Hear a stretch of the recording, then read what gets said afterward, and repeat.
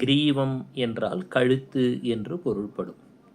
சுக்ரீவம் என்றால் நமது விசுத்தி சக்கரம் கழுத்து பகுதியை குறிக்கக்கூடியது. வாலி என்றால் வால் மூலாதார சக்கரத்திற்கு மற்றொரு பெயர். தாரணை தாரா என்று சொல்லக்கூடியவள். ஒரு இடத்த நம்ம ஃபோக்கஸ் பண்ணுறோம், கான்சன்ட்ரேட் பண்ணுறோம். இப்போ இந்த பேச்சை கேட்டுட்ருக்கீங்க அப்படின்னா அதுக்கு பேர் தாரணை அப்படின்னு பொருள். ஒரு நேரத்திலே ஒன்றைத்தான் நாம் ஃபோக்கஸ் செய்ய முடியும். எனவே தாரா ஏதோ ஒரு இடத்தில் தான் இருப்பாள்.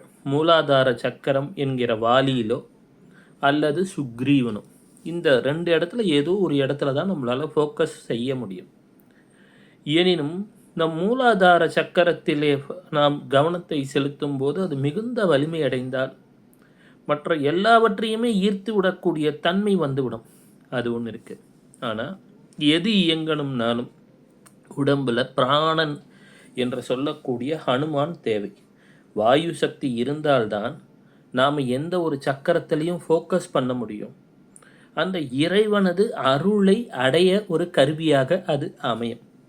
அப்போது இந்த ராமன் என்று சொல்லக்கூடிய அந்த பரந்தாமனின் அருளை பெறுவதற்காக ஹனுமான் என்ற வாயு பிராணசக்தி மிக அவசியமானது.